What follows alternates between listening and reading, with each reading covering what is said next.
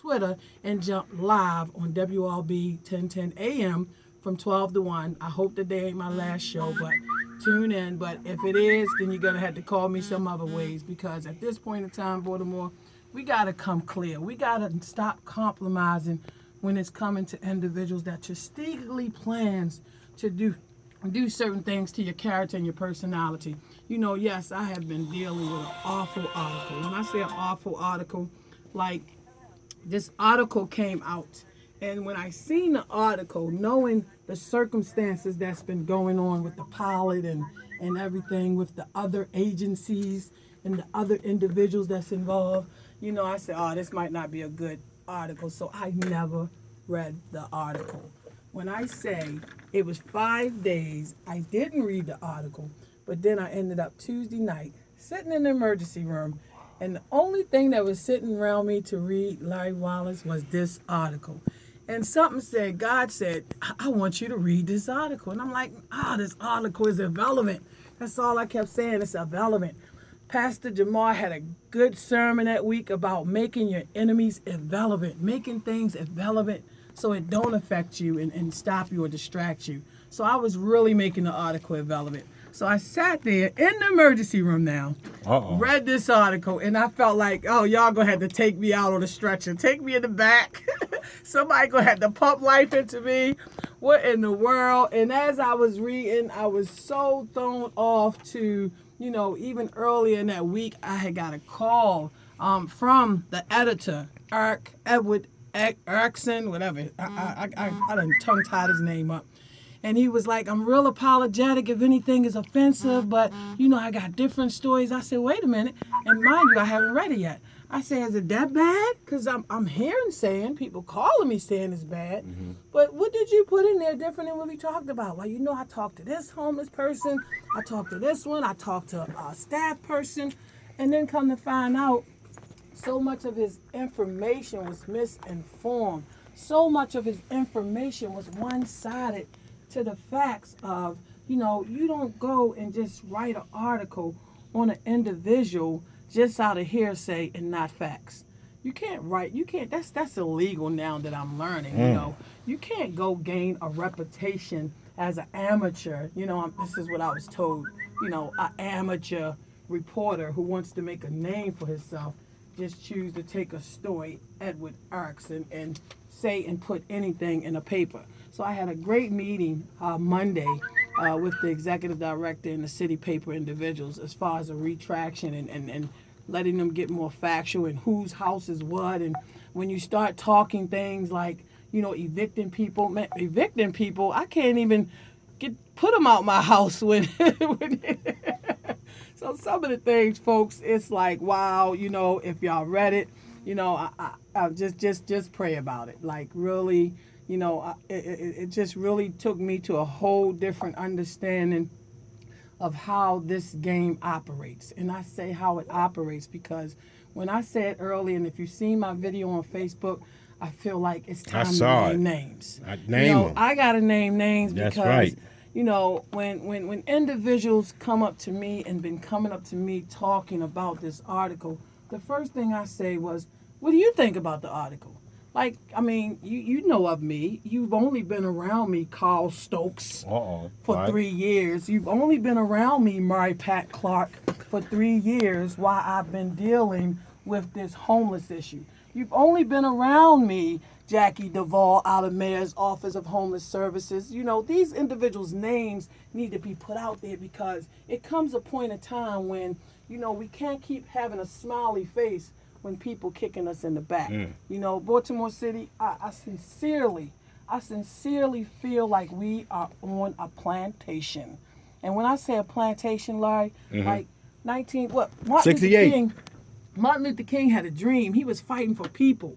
He was fighting for us. So when it comes to us fighting for others, how do we become the one on attack by our own individuals? Our city official leaders keep this situation in attack mode. Like, they don't volunteer to help what's happening with the homeless individuals. And one of the things I had to make clear to Erickson, like, Belvedere Assisted Living is one entity. That's an entity since 2000. That's a whole different organization other than the Real Care Providers Network. This is an entity of housing homeless individuals. Real Care Providers Network, that's what we do, that's what we stand out for. And to have this situation come to the point where I'm sitting at a desk and I'm trying to explain my advocacy, I really felt like individuals need to understand, and not only individuals, us as a city, community leaders, we need to stop running around thinking that we need to go to any more forums. Like for real. We don't need to go to no more forums. Why? I mean, for what? Because why are we going to these forums and we're still, and I'm saying that because this is my first time ever part of a campaign. Right. This is my first time going to forums. This is my first time seeing how people come together and want to convince everyone to vote for me. Right. But this is not my first time dealing with the city official leaders. Right. I've been dealing and sitting in the face of Bill Henry. I've sat in the face of Mary Pat Clark, Helen Holton. I've sat before each and every council person on that board, Pete Welch, each and every one of them. And what they do for you? Trying to get them to partner and work with me to help these homeless individuals. And at the end of the day, when an individual, and I'm not going, and let me tell you about What's that? When they come off of the stage from the forums, and they said, I know Miss Flowers in the building if somebody asked a question about homelessness. Right. Like, why? Why you got no Miss Flowers in the building? Because y'all got a public question about homelessness. Y'all not volunteering to talk about homeless. Y'all not opening up to talk about homelessness. Y'all just want to come off the stage and make sure, Miss Flowers, did you hear me? Right. I said something about supportive housing. I said something about affordable housing. Did you hear that? This mission and this journey is not about Miss Flowers, Baltimore City Council officials, Mayor's Office of Homeless Services. This should be more about community leaders and advocates and small minority business able to work and partner with our city officials without being kicked off the plantation.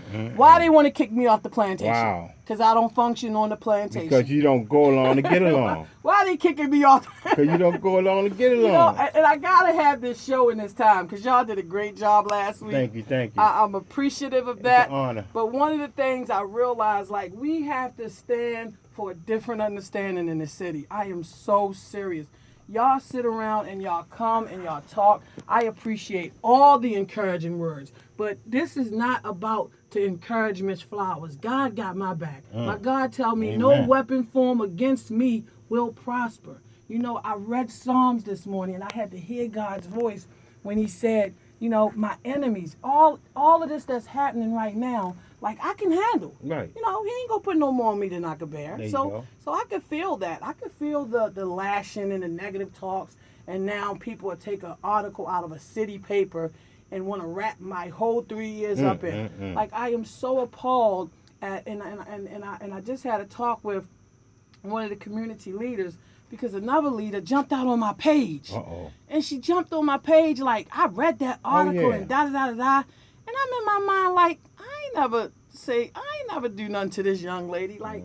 Can we get past the understanding and let me figure out what's going on with the article? Let me figure out. If they want to know, ask. Let me Don't figure assume. out. Or call me and ask me while I'm working out the process. Because at the end of the day, it is some that called. And Larry, went to city paper with me Monday. Right. Amen. He went in the meeting with me. And it was individuals sit around and they talk about supporting and they talk about how we should be there for each other, but as soon as attack comes, they didn't show people up. Just so quick to just drop the ball on you, I know who came out. But one of the things, Larry, and I want to go into this because I had an opportunity also to sit and talk to the reporter, another reporter that's going to do the retraction. I guess, I don't know, should I give Kenny a shout out because he's going to do another story? Who? But I don't know, but I wanted to tell him, y'all looking at this story, let's talk about March 7th, 2013. Anniversary. Let's talk about that. Let's talk about the 12 homeless individuals that was left outside for 5 years in Baltimore City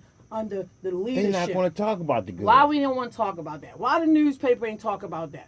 Why y'all didn't want to talk about, yes, it was Miss Flowers again that ended up going and moved 12 homeless people by myself with like a celebrity. And end up with over 500 people that you brought off the streets. Yeah. And so saved their soul. We're going to lay this out today because I need people to Put understand when if you need to talk to Miss Flowers, take a pen. I see my callers calling and the day callers, it need to be about something pie. I need to hear something, because some of my older generation, and I see you, Mr. Leo, and I feel like we failing somewhere, like somewhere along the way.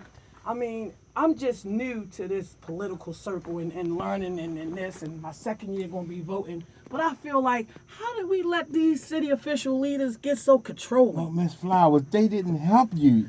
All what you're doing for the city and with your profit that you making elsewhere and you giving to the homeless people, So nobody who getting all this money is helping. Not even grant. They turning you down. You know why? Because you talking about it, you're highlighting what they're doing wrong, and you gotta keep your mouth shut in order to get something. No, I ain't no. I can't.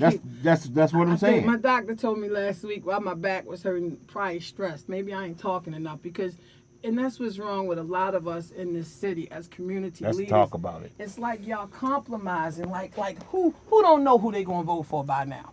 Who don't know who you know who you're not gonna vote for? Right. So why you guys sit around and entertain 29 people? But how can they narrow it down to 6 people? No, they only need to narrow it down to 1. That's how I feel now. Because at this point, ain't nobody. You gonna let people know? You say you're gonna let them know. Ain't no one individual have enough issues that's going on in this city that's going to make a difference. Who the best candidate? Yeah. We're going to talk to Mr. Leo because I know Leo got something to say. Yeah. You got 60 seconds, Mr. Leo, and it better be good. Please don't do that. No, I ain't playing. No, Mr. Leo. we talk. All we talking about is stand. I want to know how did you one of my community leaders?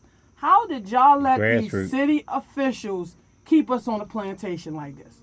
Well, how did it happen, Mr. Leo? Let me say that these community leaders, some of you whom you name Carl Stokes, you name Mary Pat Clark. They tripping me out. They've been in office, if I'm wrong, somebody got to tell me 20 years or more. Okay?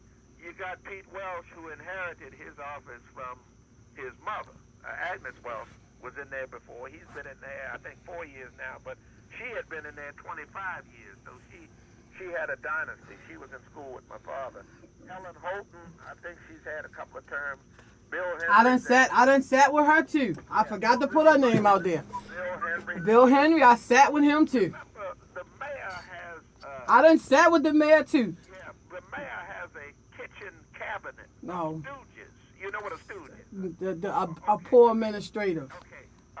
David Warnock, and you have. And David Warnock got off the stage the other day and said, "Oh yeah, Miss Flowers, did you hear me mention affordable housing?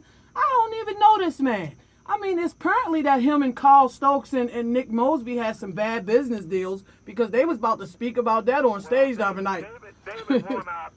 They was the chairperson, the former chairperson of the Greater Baltimore Committee. Yeah, they had some bad.